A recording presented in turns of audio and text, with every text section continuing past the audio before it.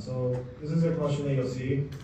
I think it's one of the first questions you'll see actually on the practice midterm and on your actual midterm. It says, which one of the following atoms or ions have no unpaired electrons in the ground state? Ground electronic state, I think the terminology that I'll use specifically. But, I discussed this with a few of the students actually, and a very common misperception here that I had too was that ground electronic state needs no charge.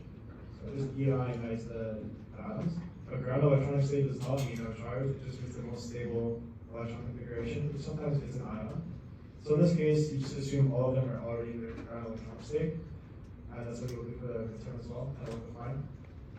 So any inputs, any answers? What do you guys think? This is on the practice midterm. Should be pretty easy.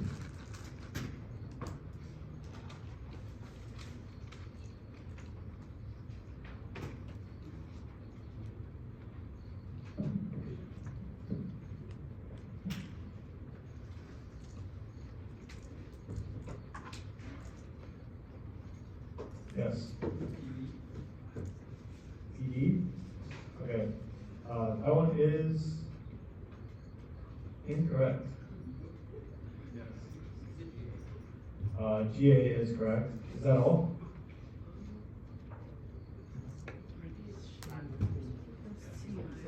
I heard something wrong. What was that? Yeah. So here are the electron configurations. Yeah, so titanium, it's polyion, it's just S1D2. Silver 2 plus is S0D9. Both of those have unpaired electrons. In fact, titanium plus has 3 ampere, and then silver 2 plus has 1 ampere in the d orbital. PD 4 plus, that will have 4 ampere because it has all 5 of its d orbitals with 1 electron and 1 of them 4. Like, secondary one. I can draw that actually. Yeah, so for PD, for example.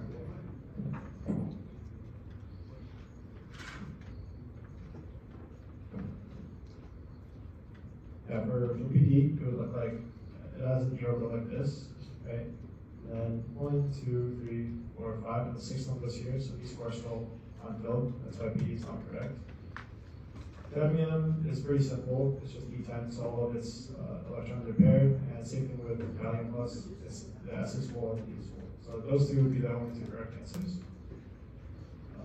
And you'll see pretty much, I think, yeah, this was on the practice midterm. I'm pretty sure it's like the exact same question on your actual midterm.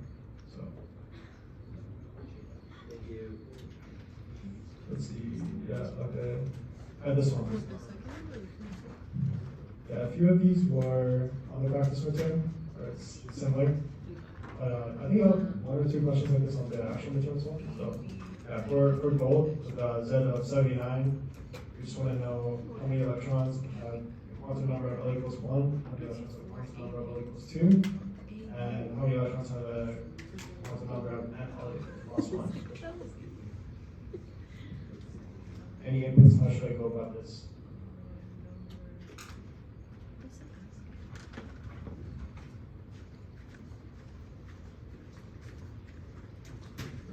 Yeah, so ideally you would use your data sheet, your best friend. AU is 79 here. You can see my mouse right. Yeah.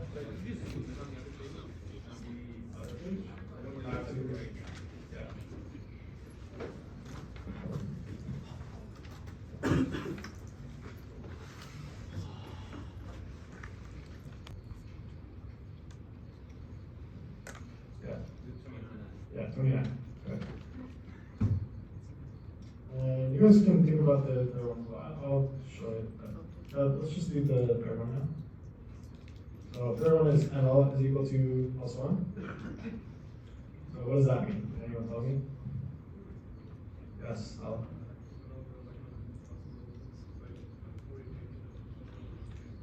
Yeah, exactly. It's whichever electrons are at the plus 1 orientation. So for this, you have to consider that the s orbital does not have any electrons that can take the plus 1 orientation because there's only 1 orbital. So at minimum, you need it to be a pure orbital for it to have electrons in the plus 1 in NL. So basically you just eliminate your s orbitals. S orbitals don't matter. And in each orbital, there's 2 electrons that take the n equals plus 1, as long as the orbitals are full at least. So how should I approach it after that? What do you guys think? Is there any questions? Am I being? If you can, let me know. Yes. It would be like, there's like 7 blocks that have ML equals 1, so it would be 2 times 7, which is like 7 blocks. Okay, so we have 4 p orbitals, yes. 2 d orbitals, and then we have this one d orbitals. So 3 d orbitals and 4 p orbitals, correct? Yeah. Any other inputs? Does anyone think anything else? So there's 7, and each of them has 2, and then that's 14 electrons. Yes. Do we also have to consider the F orbital? Exactly. Yes. We have to consider the f orbital. So yeah, if you take a look here between whatever these elements are, that 57. After that is the f orbital. The f orbital is also entirely full. So there's another 2 electrons coming from the f orbital, the 4f orbital, that have the number of +1 per ml. So in total, it is, considering the 7 orbitals, the 4p and then the 3d orbitals, and then the 1f orbital. And once you consider all that, it becomes 16 electrons. Is there any questions about that? Yes. Okay, wonderful. Anyone else who has any other confusion about that? Okay, so when it comes to L equals 1, that refers to the quantum numbers, right? The 4 quantum numbers. L equals 1 represents p orbitals, correct? So an electron that has L equals 1 is an electron that's in a p orbital. That's what that represents. So here it's asking, the hashtag represents the number. So it's the number of electrons in L equals 1. So the number of electrons that are in the p orbital. That's what the first question is asking for. Okay, and if you look at your periodic table, this block represents the p orbitals. Okay?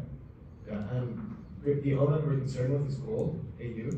So basically everything before that, because gold does not have a 6p orbital, right? Because this is after gold. So it has the 5, the 4, the 3, and the 2. So it's 4p orbitals. Make sense? Yeah. And obviously in each p orbital there's 6 electrons, so 4 times 6, 24 for the first one. Okay. The second one is L equals 2. Right? L equals 2 represents the orbitals. Okay. There's 2 d orbitals before AU, and then AU is also in the third d orbital. Right? These 2 d orbitals, which is what this block represents, these 2 are both filled, 10 electrons each. And AU is in the row of the orbital, and there's 9 electrons. This is one after that's unfilled, which is a mercury. Yeah. Did I lose you there? Yeah. So I'll explain again. So L equals 2 is for d orbitals, right? So basically the question is asking for how many electrons do we have that are in a d orbital? Right? There's 10 in this first d orbital, 10 in the second d orbital, so there's 20 total, and then you have 1, 2, 3, 4, 5, 6, 7, 8, 9. So you have 10 in the top d orbital, 10 in this d orbital, and because AU is at 79, and there's one element after that that's in the d orbital, it's going to be 9. So it's going to be 10 plus 10 plus 9, and then that's 9. And now we move on to the last one, which is ML plus 1. Yeah, this one's probably the hardest one, honestly, because you have to consider individual orbitals within orbital systems. And yeah, so you just have to know that S orbital does not have ML is equal to plus or minus 1. It's just ML equals to 0 for S orbitals. The p orbital is the first orbital that has electrons that can fill ML equals plus 1. So the p orbitals are included, the d orbitals are included, and the f orbitals are included. And if you think about orbital diagrams, for example, let's say you have a p orbital. You just see that. Okay, so this would represent the top one is -1, 0, and then +1. So that's what these represent. So like when it says ML equals +1, it just represents this orbital, right? And then the d orbital would also have that, but it would have +2 and -2 as well. So the d orbital would look like this.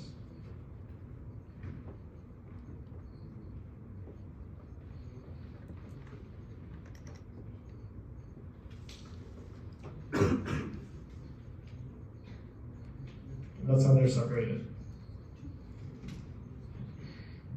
Yeah, so that's what that would represent. So basically it's asking for all the electrons that are in those states within the orbitals. And if we switch back to C, if you switch back, you can see that just means there's 2 electrons per orbital that would have +1.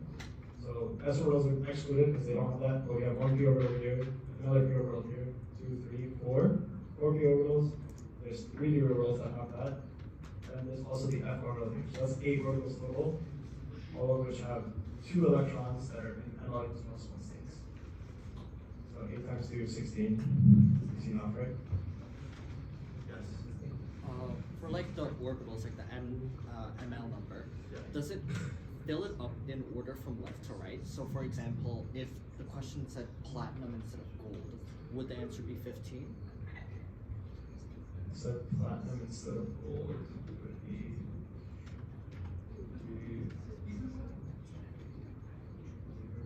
yes, correct. So if it's a platinum instead of gold, the configuration will change. So it does fill up from. Yeah, it's just one dimensional, right? I think, is it dimensional? Whatever the law for like that.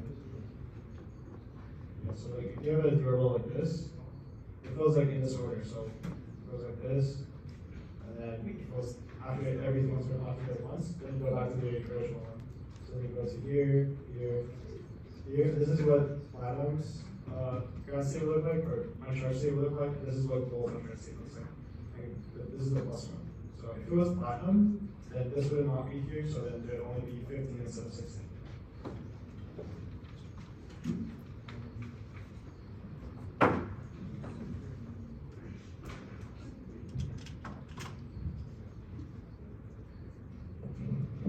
For those of you who just came in, we only have 2 questions. I'll post them afterwards, so don't worry. Yes.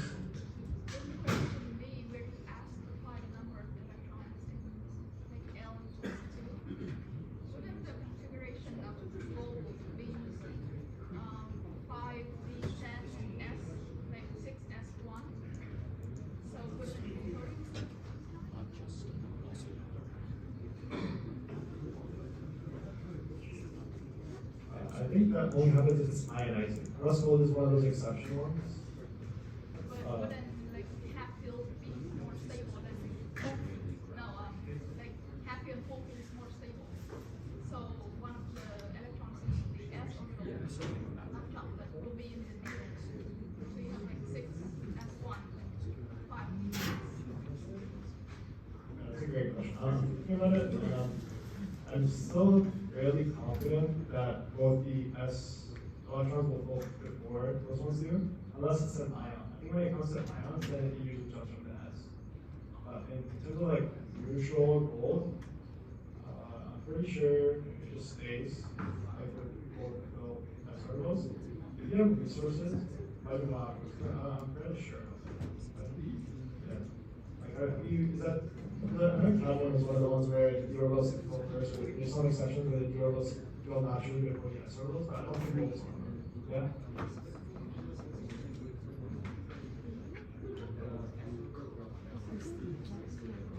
Yeah.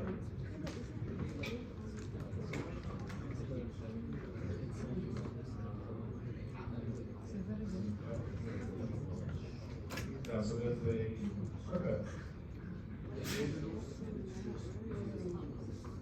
Yeah, I think that makes sense, actually. That makes sense. This is their argument. Let's just table that.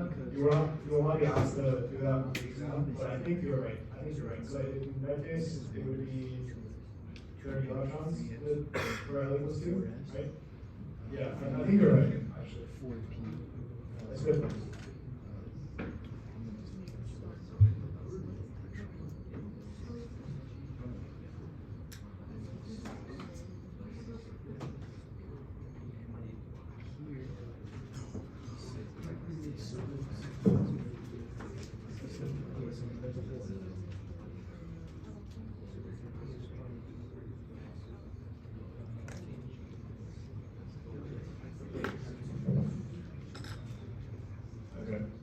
You would have seen a very similar question to this in the practice midterm.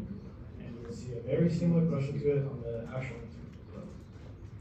Although we can mark in my opinion, really good question. The only thing that you actually need to know is that the number of moles is equal to concentration times the volume. That's like actually it. Does someone want to tell me how to approach this question? Yes. We would divide the milliliters by 1,000, and then times it by 0.36. And if I'm assuming they're balanced already, is that the case? They're not balanced. So you have to write a balanced chemical equation. But the first step is it is correct to find the number of moles by multiplying the molarity and the volume. So I'll just do it down. Yeah, so the first thing I did was I found the number of moles of lead nitrate. Just multiplying the molarity and the volume. It gives me 0.082 moles. And you cannot just assume that the equation is balanced. You have to write down the actual chemical equation and balance it yourself to see the molar ratios. So here, and then you can see that it takes 2 moles of sodium chloride to react for every 1 mole of potassium chloride after you balance the actual equation. I'll post all this later, by the way. So yeah, after you balance it, then you can kind of intuitively find out that you need 2 moles of sodium chloride for every 1 mole of lead nitrate to react with the equation. So then it's just simple enough. You just need double the number of moles of lead nitrate to react as sodium chloride would. So you just multiply that by 2. Basically, multiply the number of moles of this by 2, and that's how many moles you need to react with 100% of the lead nitrate. Questions about that? Yes. Because the answer volume is divided by concentration. Yes. Yeah, it does. Is the actual volume? Wait. Yeah. You would find the actual volume of it, so you're correct. I'm so stupid.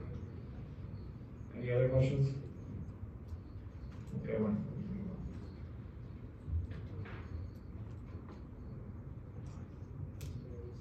This is 3,700. I'm familiar with this, but it's knowledgeable. Yeah. You guys can't see it. No setting.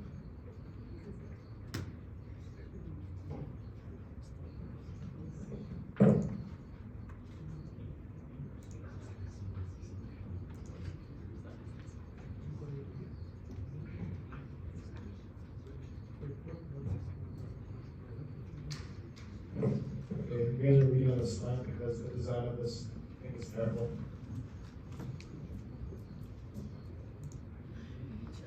This is like week 1 question, or like week 2 questions on module 1. Anyone wanna? Yeah. Wait, for question 3, what was the final answer? Question 3. So the final answer, we found the number of moles.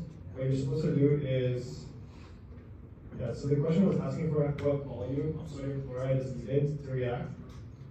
I was lazy, so I found the moles, and then I just stopped from there. But you're supposed to, Divide it by the. yeah, you would just use N is equal to CV again, isolate for V. We can actually do it right now.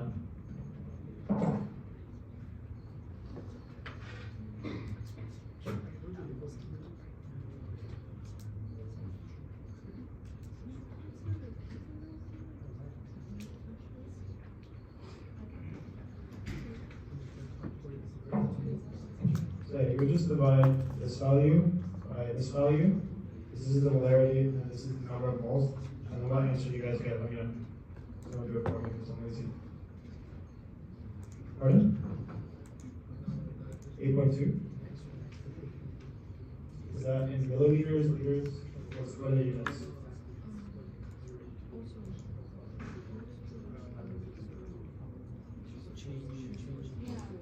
Liters?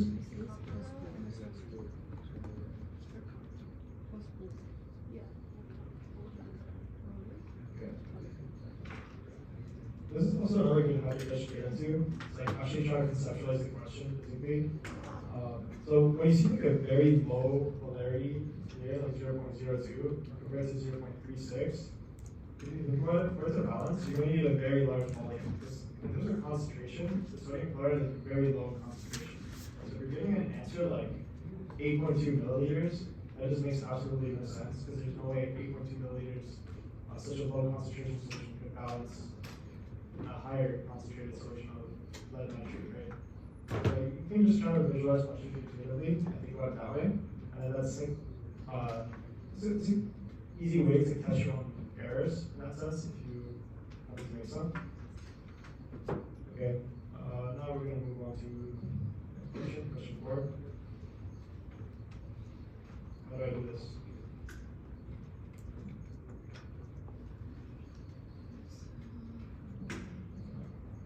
Yes?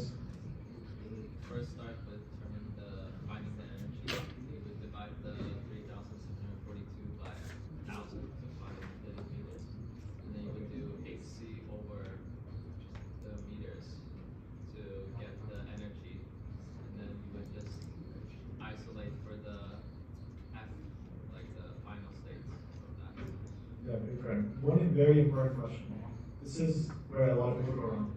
Is the energy in this case negative or positive? And why?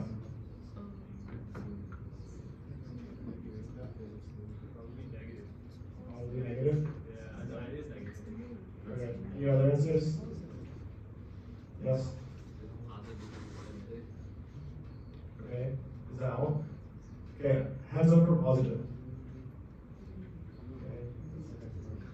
Hands up for negative? Okay. Yeah, in terms of an emission, so in terms of the formula, I think it's, yeah, it's represented by delta E. So the change in energy, and then delta E refers to the system itself. And you'll learn about systems and surroundings later in your, literally past the midterm, in the next 2 weeks. But in this case, the system is the hydrogen atom. So the change in energy of the hydrogen atom is what's represented by delta E. So if the hydrogen atom is emitting light, it is losing energy, so the delta E will be negative.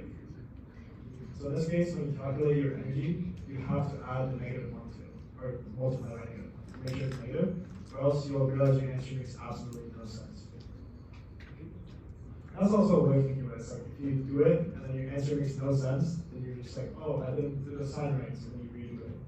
So it really doesn't matter. But yeah, then you just isolate it like this. As you can see, I made sure my AC lambda, which is formula for energy, was negative. And then you just isolate for NF and solve it in that sense. I think it's not really hard to do algebra and solve the question. It's just like conceptually you have to think about it and know what sign goes where, depending on whether you're emitting or absorbing light. Any questions? Yes. I don't think so. Let's find out.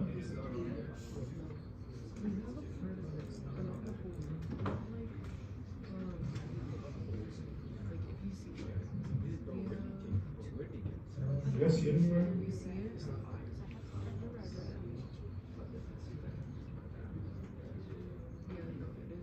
Yeah, if this one's here, surely the other one's too. I'm just not seeing it. First line? Oh yeah, right here.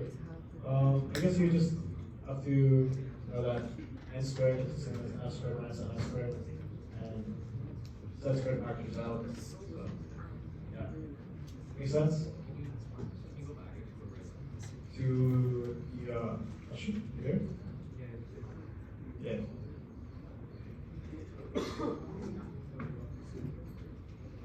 Any other questions? Yes. So for the midterm tomorrow, is most of it based off of practice, and the other thing is like X-ray? Yeah, I was going to talk about that later, but a lot of questions about X-rays, a lot of questions about bond angles. So you guys have to be very familiar with vector diagrams. It's not terrible. Just these are the like hybridization of, not even hybridization, but just find out how many logos it has, find out how many units bonded to, and you can calculate angles that way. Yes.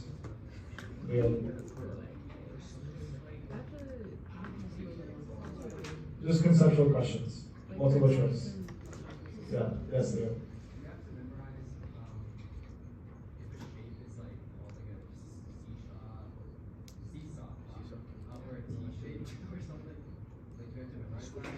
No, you don't. I don't think there's any questions for that. If there's no questions asking you for like the shape, there should be there. But there's a lot of questions asking you for bond angles. Like, oh, you get molecule and be like, oh, bond angles, there's a molecule out. Yeah. Okay. I guess we move on. This is the easy stuff. Now we're gonna go to the slightly less easy stuff.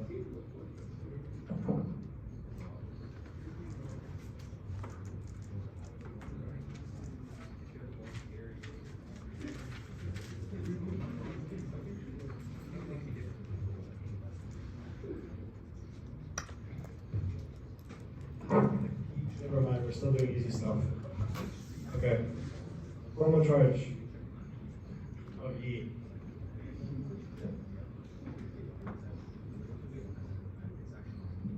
What do you guys think? Yes. That is a triple bond, yeah. It's a terrible triple bond, but it is a triple bond. Also, do not think about the practicality of this molecule. This molecule will never happen in the real world. I'm just trying it so you can get some practice with formal charges and oxidation states. Yes. -1 for the charge of E. Okay, what's your process?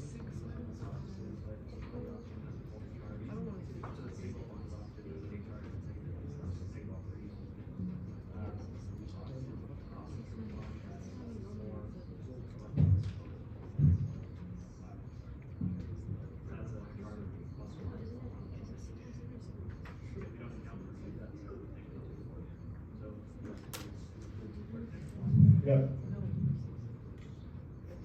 X is -1. I would not go this way. Let's do. So there's three times. There's three oxygens with a formal charge of -1, and it would be the ones that are single bonded and have 3 lone pairs. And then there's one oxygen that has a formal charge of +1, not +2. Right? Yeah. Yeah, it is +1, not +2. I actually made a mistake here. And then there's X, which is the formal charge of E. And you solve for X, you would get -1, not -3. Any questions about that? Yes.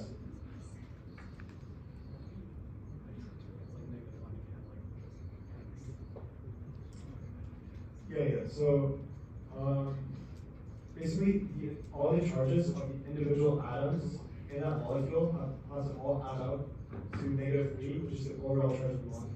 So when you see the overall charge of the molecule, basically the formal charge of every single atom in that molecule, if you add them all together, that should give you whatever the overall charge of the molecule is. So basically this is the sum of the formal charges. So here are the formal charges of these oxygens, -1, -1 plus -1 plus -1. Then the formal charge of this oxygen, that's triple bonded, +1. So if you add that, then you get -2. Now you have to add the formal charge of E, which is the only one left. And that has to give you -3 because that's the overall charge of the molecule. Yes? Any other questions? Okay. And just like how for formal charges, they all have to add up to the overall charge of the molecule, the same goes for charges in oxidation states. And that's what the next question is. That should not say -2.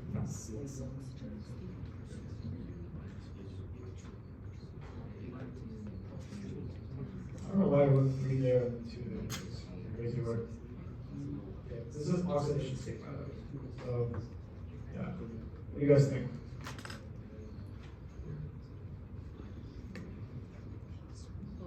Yeah, explain your. There's 4 oxygens and they're each -2. Mass equals 92. Yeah. So, atoms that are not central, in this case there's one central atom and oxygen surrounding it. The oxygens are all more electronegative than the central atom, so they'll all take the electrons from the bonds. Each of them will have 8 electrons, so all the oxygens will have a charge of -2, and because the overall charge is -3, the only way to make that balance out is for the central atom to have an oxygenation state of +5. Yes?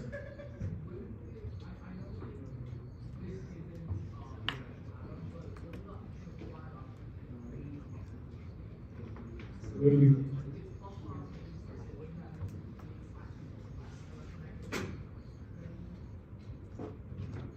So +1 oxidation state.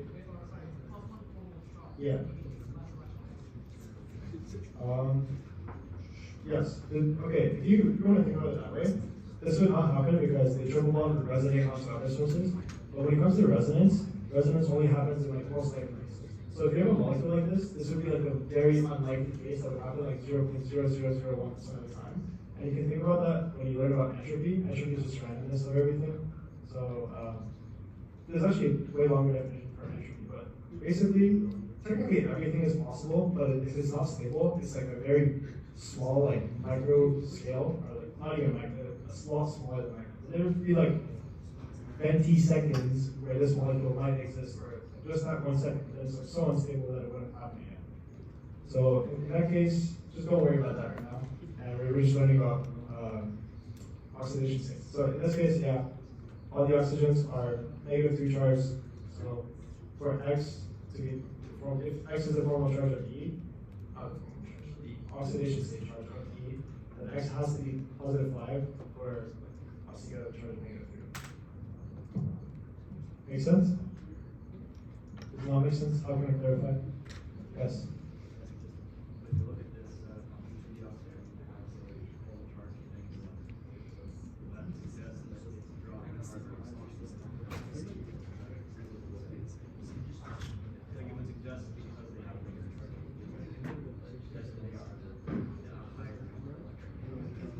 Yeah. So a very safe assumption you can make if you have one central atom and surrounding atoms.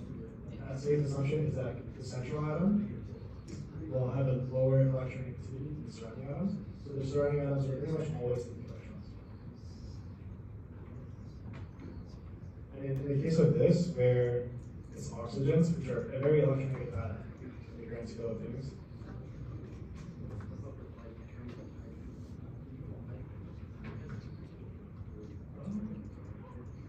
Yeah, but that's think about oxygens. Specifically oxygen. If you have methane, then yeah, I agree with you. But when you have oxygens that are surrounding it, or like fluorines or like halogens, then in that case, there's nothing else that's the only other thing that would have a higher electronegativity than oxygen would be fluorine. And fluorine is not a central atom. So we're pretty much for all cases assume that. And for all the examples that you get, you'll only have oxygen as a surrounding atom. I don't think anywhere it's like hydrogen. Maybe look at something like chlorine, maybe look at something chlorine or something, but No, yeah. And then that's why you can safely assume that the outer electrons or the outer atoms will have a higher electron, which is why they'll take the electrons. Anything else I can clarify?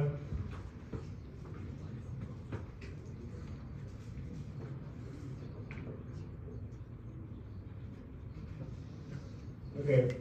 Now there's 2 acids and base questions.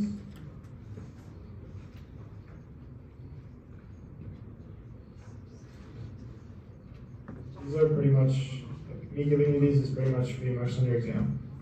So, yeah, I'll post them too. We all have a very similar question to this. And the next one as well, you have a very similar question to that on the actual exam. Okay, what other person's question?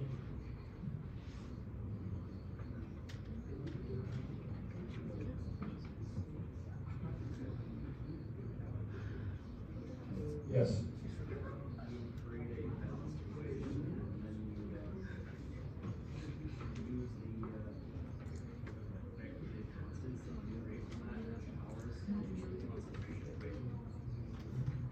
Okay, that's a good approach. Good start.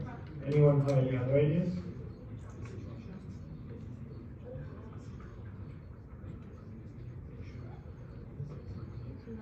And yes, this is a titration. The NaOH is titrating the acid, the nitrous acid. Yeah, so for these, you could actually do it that way, where you define the reaction constants and calculate it. But it's going to take a hot minute. And on the exam, you don't want to spend a hot minute. There's actually a very easy and fast way to do this. And once you learn it, you're like, oh my god, this question is so easy. So the first thing you would do is you would take a look at your weak acid. It's nitrous acid, HNO2. And you just go into your lovely data sheet here. And HNO2, pKa for HNO2 is 3.14. What does that mean?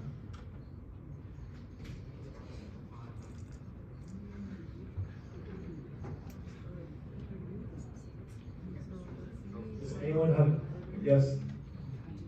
No? No ideas? Yes, in the back. Pardon? Yeah, the pH of the reaction asks for what it would take to get to pH of 3 per 1. And that's the exact value of the pKa of HNO2.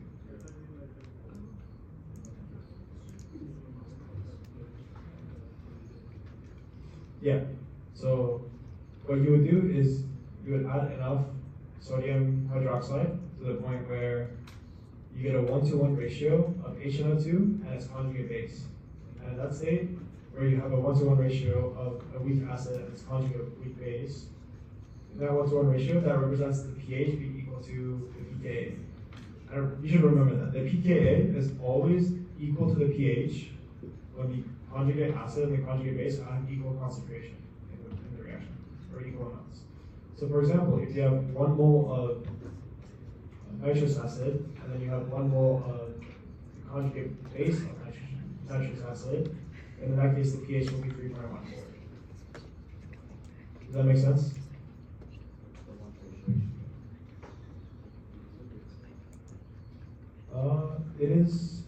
It's not necessarily the equilibrium state.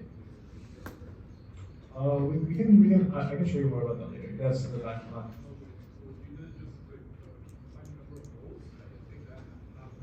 Yeah, exactly. Yes, that. You would have to use the log formula. It's like log of pK minus something something. Don't worry about that. You won't get any questions like that in the midterm. Which is a very good saving grace. All the acid-based questions you get on the midterm can be solved intuitively by just looking at the pKa values. Okay? It's I would say it's a big freebie actually. Yeah. So first thing you would do is you find the number of moles of the nitrous acid. How do you think about it? I'm pretty sure I did this question wrong. Yeah, totally did this wrong. So yeah, you need a 1-to-1 ratio of nitrous acid and its conjugate weak base, which in this case would be sodium nitrous. And what that would mean is after you find the number of moles of nitrous acid, you need half of that amount in terms of sodium hydroxide. But I just said that's the amount of hydroxide you need. This needs to be divided by 2. And I will. So 1-to-1 ratio of HNO2. Yeah, because you want to create a 1-to-1 ratio of nitrous acid and its weak conjugate base, right? And you can do that by adding 0.5 equivalents of that very strong acid. That will react completely through, and you'll have half of the nitrous acid left over, and the other half being the conjugate base, the conjugate base form. Yes. Why did I divide by 2? Okay, so what I did is I found the number of moles of nitrous acid, and I said, oh, ooga, that's the number of moles you need for sodium hydroxide. But if you did that, then all of the sodium hydroxide would react with all of the nitrous acid, and that would only leave you with the conjugate base. There would be no conjugate acid left. And what you're trying to do is get a 1-to-1 ratio of the conjugate base and the acid. And you can do that by adding 0.5 equivalents, which would be half of this molar amount, or half of this molecular amount. I'm going to read this question and post it, so it makes more sense, but how can I clarify this anymore? Any questions? Thumbs up. Can I get thumbs up, thumbs down on how you guys find this? Okay, maybe the next example will help clarify. I think I did that one slightly better.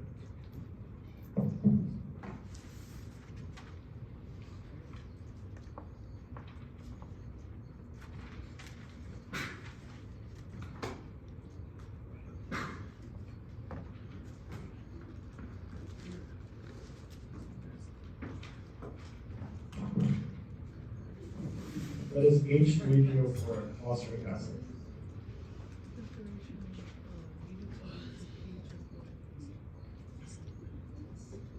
And this question is asking for ratios. And you can do that by first finding the molar amounts needed. And you don't really need to know how much of your phosphorus acid is there. Like whether they tell you there's 10 moles of it, 0.5 moles of it, or 100 moles of it, it doesn't matter when it comes to the ratios. Because the only thing you care about is pKa values. Let me actually show you the rest of the question. That's a really good idea. Yeah, so you want to get a pH of 2.5, and case B a pH of 7.2, and case C a pH of 12.35. Okay? And if you, again, your first step should just be looking at the pKa value, because your formula should be, your formula should be data sheet, yeah. And for phosphoric acid, it's a polyprotic acid, so we'll have multiple different pKa's. Do you know what that means? It has multiple pKa's. Alan? Because it's a multi, it has multiple hydrogens.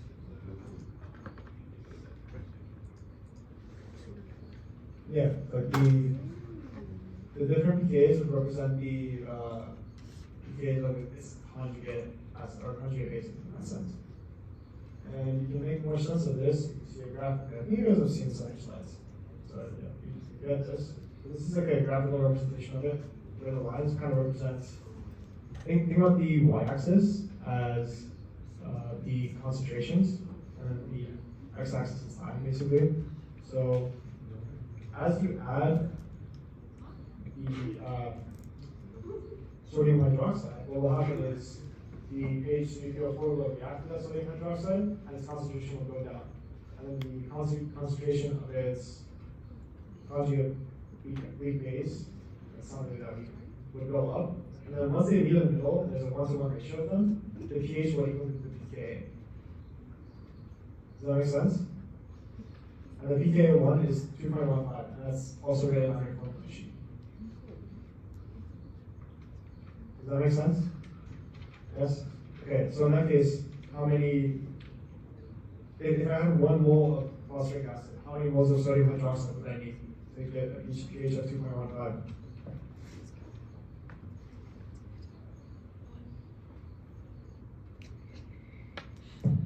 Yes.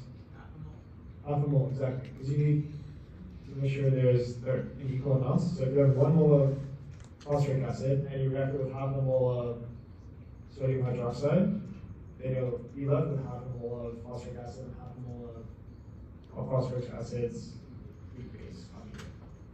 That would just give you to like the first one here, which is going to be K1, and that is actually the answer for the first question. Yeah. It's 1 over 2. So basically, we just need half of the equivalents. Now, what about a pH of 7.2?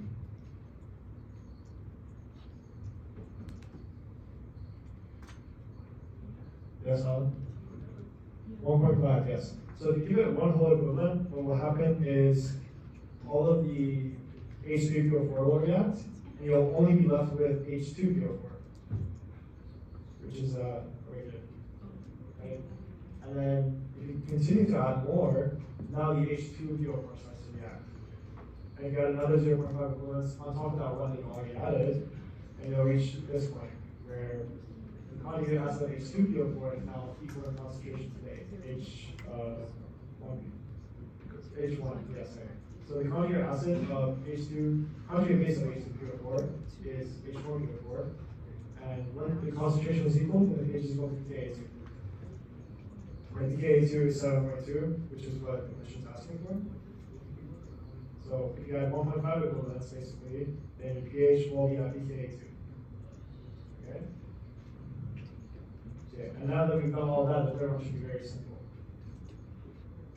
So for 12.35, that's what pKa3 is equal to. So what do you think?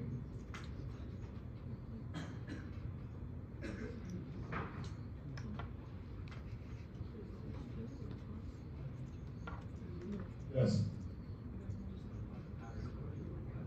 Yeah, 2.5 moles, exactly. Is there any concerns? Anything I can clarify about that?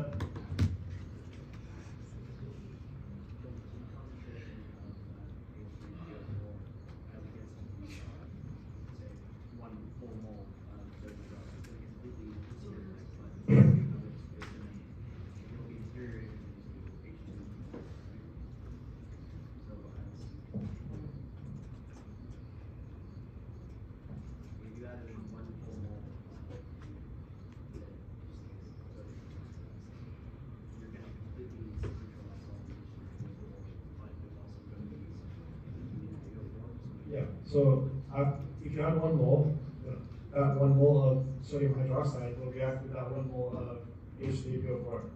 Yeah, but then in that reaction creates the conjugate base that is H2PO4. That does not react until all the H3PO4 does, because the H3PO4 is more acidic. And because it's more acidic, it will tend to react a lot before the H3PO4 does. That's why the graph looks like that. That's why all of the H3PO4 reacts before the H3PO4 starts reacting. What's the point where pH equals Yeah, so when pH and pK are equal, that's the point where the concentration of H3PO4 and H2PO4 are the same. Yeah, so basically those center points where the concentrations of weak acid and its conjugate base are equal, those are the points where pH is equal to pKa. And let's say you want the pH at these points, like up here. Then you would just do pKa1 plus pKa2 divided by 2. So for example, for this one, the pH here is just the pH of pKa1 plus pKa2 divided by 2.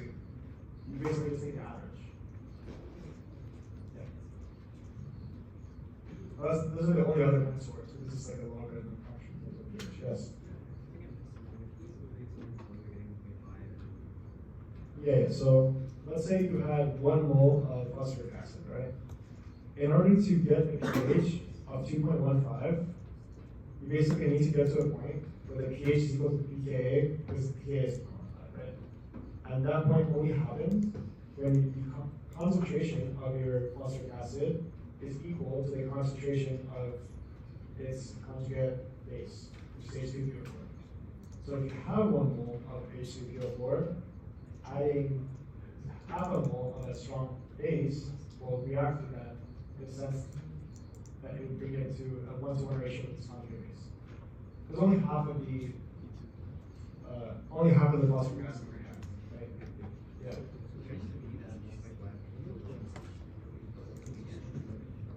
Yeah, so like basically the question is assuming you're starting from scratch.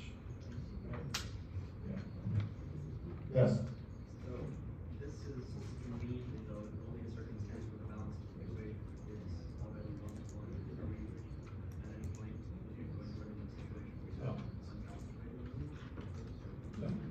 I don't think I can't even think of any strong base that accepts 2 protons at the same time, so just don't worry about that. Yeah. The only cases you'll get are, if a question is similar to this, and you'll only get questions like this for phosphoric acid, I don't think they'll give questions for anything else like this, at least not in this midterm. And yeah, the reaction is a 1-to-1 ratio. Yeah. And I think in your slides, he has actually written it down, like the module 3 slides. That one slideshow where he went through quite literally everything module 3 in 1 day. Somewhere in the depths of that hell, there's an explanation on this. And this question will be on your midterm. It'll be a similar question, but not the exact same question. Same principles. Yeah. Yeah. And I'll throw you a very big hint. You will not always start with H3PO. You may or may not have to start with its conjugate bases. Yes. So then what happens if there was 2 moles instead of 1 mole? If there was 2 initial moles of H3PO4, phosphoric acid, and you wanted to get to a point where the pH is 2.5, you just need half an equivalent, right? So if there's 1 mole, you need 0.5 moles. If there's 2 moles, you need 1 mole. It's all in terms of ratios, and as you can see here, like these ratios that are written down are these ratios. So like a 1:2 ratio of phosphoric acid and sodium hydroxide creates a pH of 2.5. So let's say if you have 2 moles of phosphoric acid, you need 1 mole of sodium hydroxide. If you had 100 moles of phosphoric acid, you need 50 moles of sodium hydroxide. The ratio works for any amounts. The ratio for the second one is 3/2, and the fourth one, or the third one is 5/2.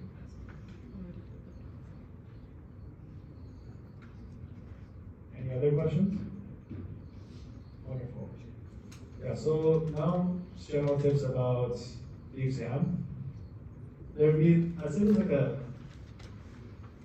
2/3 of the questions, maybe, like more than half of the questions, I'd say close to 2/3 of the questions are similar to this, where it's like calculation based, or at least like related to calculations and concepts.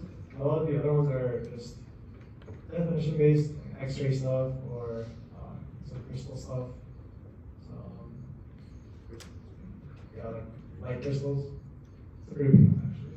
It's in your slides. Good luck finding that. Let's look for it. Yeah. Let's look at the best slideshow.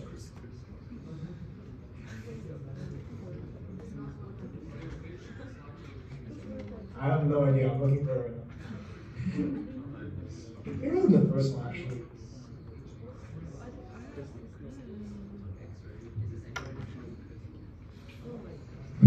I wish, bro. I don't even know what I'm looking at. This stuff. Yeah. He just shows a picture of it, and like you're just supposed to know everything about it. There's one question on it. It's like the question is not about platonic crystals, I think, but it is an option thing. Yes. It's not platonic crystal. There's a question which relates to platonic crystals, so you should know what they are. But don't ask me, bro. Why would I did. I suggested we don't put this in. Like, not always suggestions go through. Do you have talked about X-rays interacting with crystals and there's longer being Well, you saw a picture of it, man. You should know everything about it. What do you mean? Makes sense, right? Who knows? I don't know. Yeah.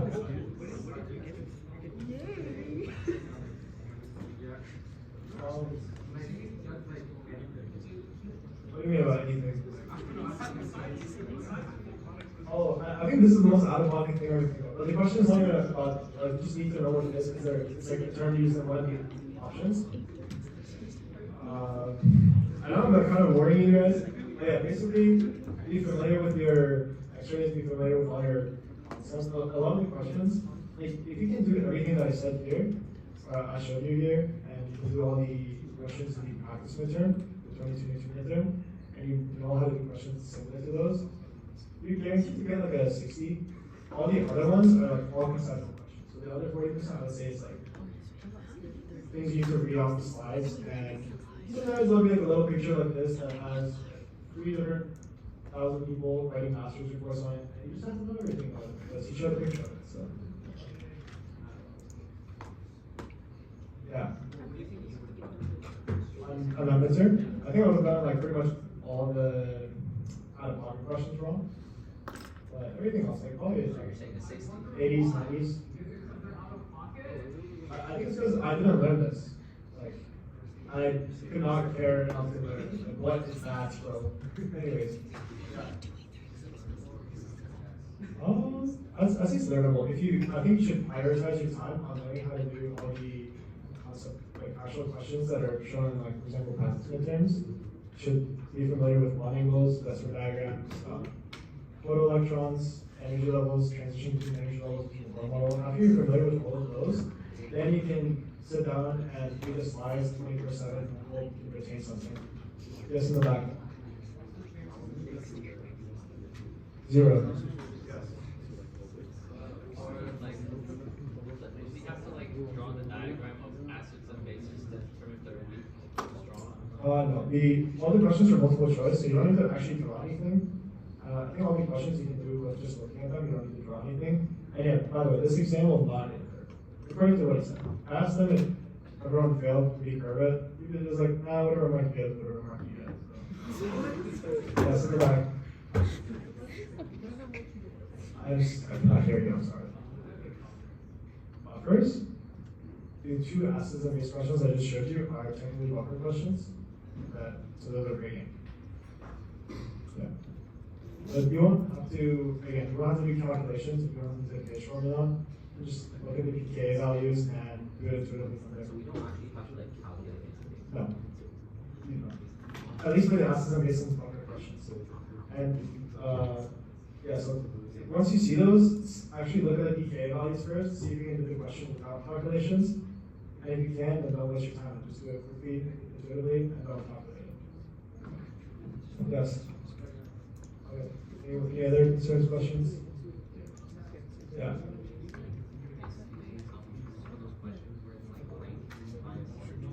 Yeah. I'll just go through everything that was in this practice.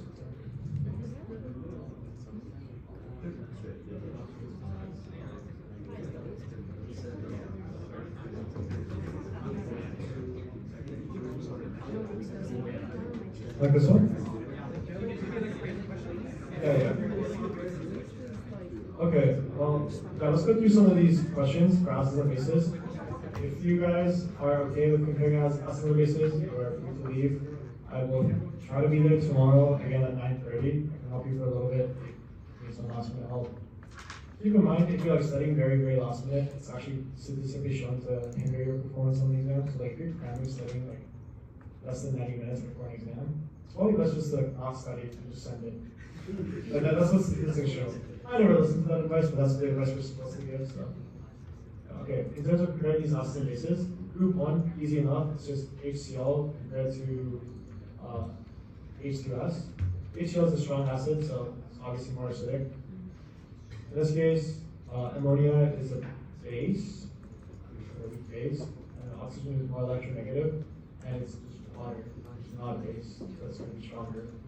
In terms of, like, if you ever want an algorithm on how to find the strongest acids and bases, there isn't one. Well, technically there is one, but you don't want to think about it like an algorithm. You just want to look at it qualitatively. A lot of times when they give you groups like this, they'll either be very related or very similar. So like, for example, if I give you HCl and HBr, and I told you which one is more acidic, they're very related, right? It's just bromine and chlorine. That's the only thing you're comparing. And because bromine is bigger, HBr is a stronger acid than HCl. Or, for example, you will have like H2S and then H2O. So in this case, yeah, you have like this molecule here, this one here, and then just H2O. And I'll ask you which one is more acidic. S again is bigger, so it's more acidic. Or you can think about, if you want to think about electronegativity, you have NH3 and H2O. O is now, because they're in the same row now, you compare electronegativity. If they're in different rows, you will typically only have to compare size, not electronegativity. So again, like you have HCl and HBr, they're in the same column, but they're in different rows, right? So if they're in the same column, compare sizes. If they're in the same row, compare electronegativity. It's like a basic algorithm I can give you, but it won't always work. Sometimes you'll have to consider resonance and inductive effects. Yeah, so if you have, let's say, NH3 and H2O, on the periodic table, N and oxygen are in the same row, right? They're just in different columns. And if they're in the same row, you typically speaking, compare their electronegativity. The one that is more electronegative, with a hydrogen that's bonded to a more electronegative atom, will be more acidic. And that's because the more electronegative atoms will steal the electrons to itself and release that proton. However, if they're in different rows and they're in the same column, so for example, hydrogen fluoride, hydrogen chloride, hydrogen bromide, then you not compare electronegativity, you compare sizes. Okay? So bromine is bigger than chlorine and fluorine combined actually. So HBr will be a lot stronger than HCl or HF. Just like HI will be a lot stronger than all of these three. They're just ranked by size, basically. And again, size increases as you go down or down the periodic table. If they're in the same column but different rows, you can compare sizes. If they're in the same row, different columns, you can compare electronegativities.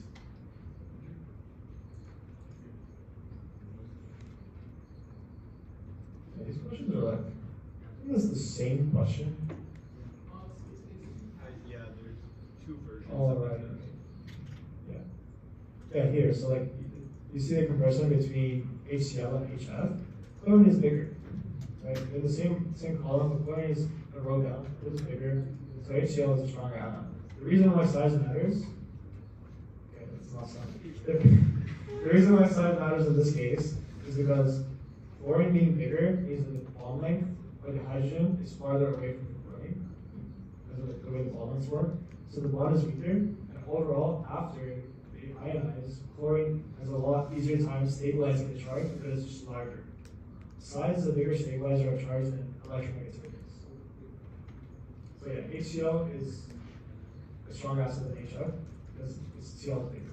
However, in this case, sulfur and oxygen, actually it's not the same column. Oxygen, sulfur, same column, different rows. Sulfur is bigger, so which one's the strong acid? The one with sulfur, yeah.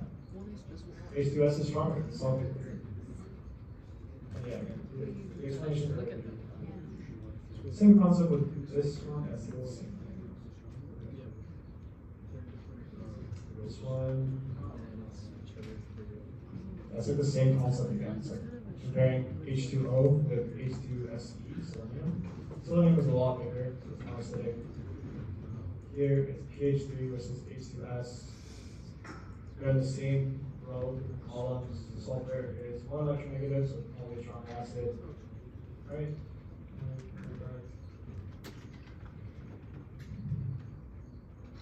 Oh, this is asking not for acidity, it's asking for why does bond equals. Okay. Matt, could you do that question? This question? Yeah. Bonding. Yeah, bonding one. This one? Yeah. Yeah, I'd have to draw them out, I think, but. Okay, so this one, they are. It's the same electron configuration, but because selenium is bigger, the lone pairs are farther away from the hydrogens, so they have a lower amount of repulsive force that's acting on the hydrogens. So in that case, the bond angle between the hydrogens is actually larger. Does that make sense? Because electrons push the bonds closer together. I'll draw this out. I think it'd be easier if I visualize it. Yeah, so for example, you have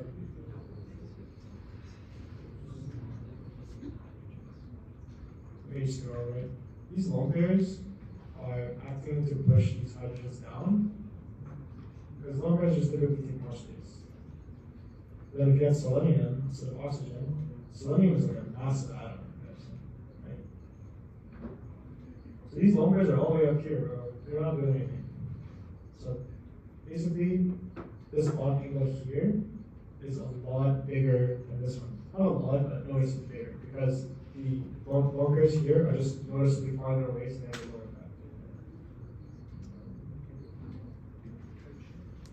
And then it's the same concept here, where actually these have different. Yeah.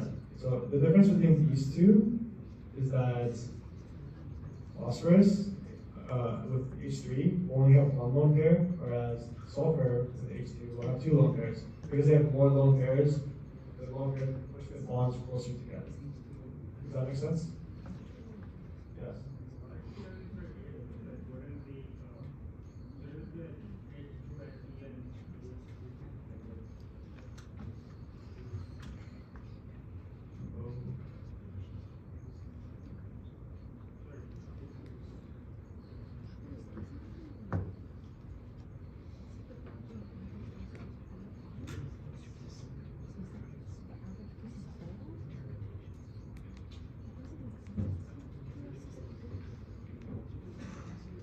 That's a great point. As H3 is the bond angle between the hydrogens. I think the hydrogens are they should be closer together.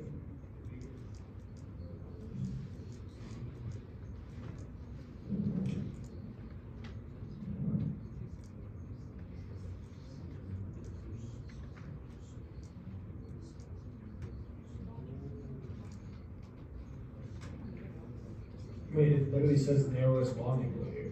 Like, I don't know why it shows it.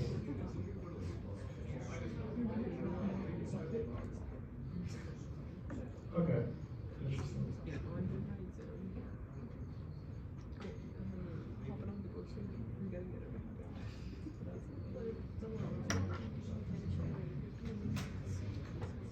Okay, I lied. Large atom creates narrowest bond angle. I don't know why. I'm sorry. I learned this today. Yeah.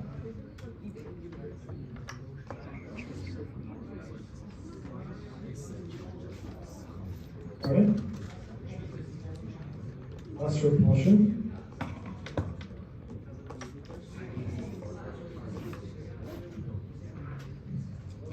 Okay.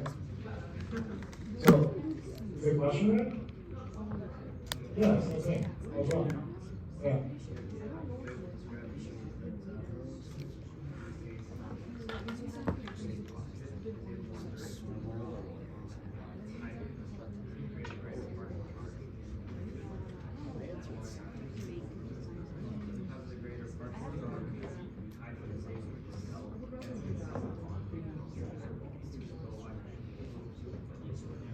If that explanation works for you, that works for you. I'm shell shocked by this.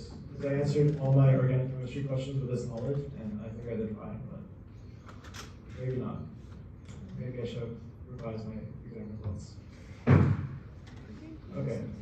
I know that's not too reassuring for me to get a question wrong like the day before your exam, but I promise I'm right on everything else, guys, I think. I hope. Okay, actually, for more reassuring, I have seen the solutions for the midterm. So the questions I've given you are surely right. Surely. Okay. Any other questions you guys want me to take up before this? Can we do that? This one or the one? This one. Yeah? Okay. Yeah, first thing first is you should know all your strong acids by heart. So nitric acid, perchloric acid, sulfuric acid, HCl, HBr, and HI. Those are your 6 strong acids. You should just have them memorized. Okay? Nitric acid is here, so it's strong acid. Okay? Basically, that's just eliminated. This is, anytime you see a COOH group, pretty much signifies a weak acid. It's like a carboxylic acid that can resonate. So yeah, anytime you see this, weak acid. That's what you should think. NaNO2, well, what do you guys think about this? Sodium ion. Sodium on its own is a base. Sodium ion is not a base. Sodium ion is inactive. Yeah, so this is the conjugate base of nitrous acid. So anytime you see like a sodium ion, like a potassium ion connected to like a nitrate group, or like an NO2, this signifies like the conjugate base basically of nitrous acid. So for the data sheet, nitrous acid here, HNO2. Conjugate base is just this.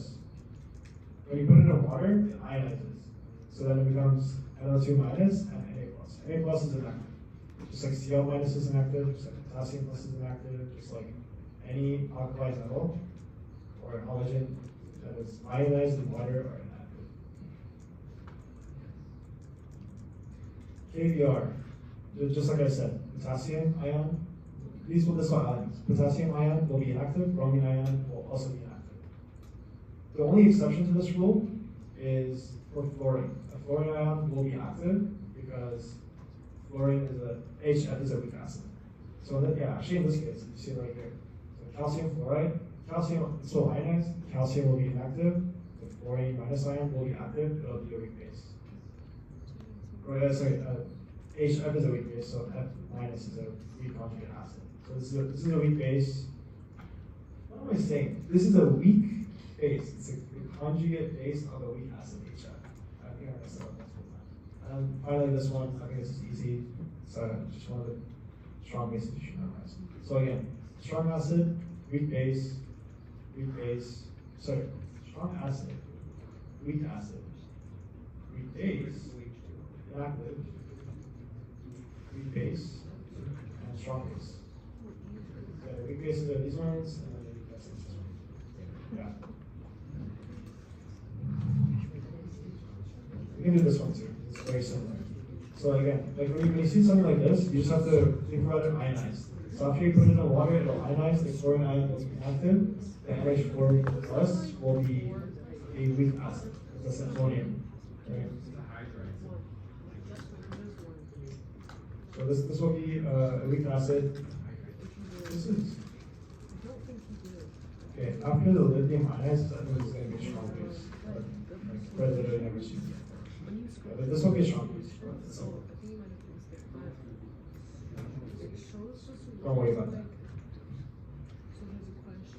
CH3 and H2, this will ionize again. This will This is like, if you think about ammonia and H3, this is pretty much the same shape, but instead of one of the hydrogen atoms, this is the CH3 group. And ammonia is a weak base, so this will also be a weak base. KNO3, after it ionizes, you get a potassium ion, and a nitrate ion. The nitrate, because it's a conjugate base of a strong acid, it's inactive. So this whole thing is inactive. Calcium after it ionizes is inactive. Cyanide after it ionizes, it's the conjugate base of a weak acid, so it'll be a weak base. Sodium by itself is a strong acid, or sorry, a strong base. So then, in summary, you have your weak acid here, inactive, weak base, inactive, weak base, strong base. So two weak bases, and then your weak acid.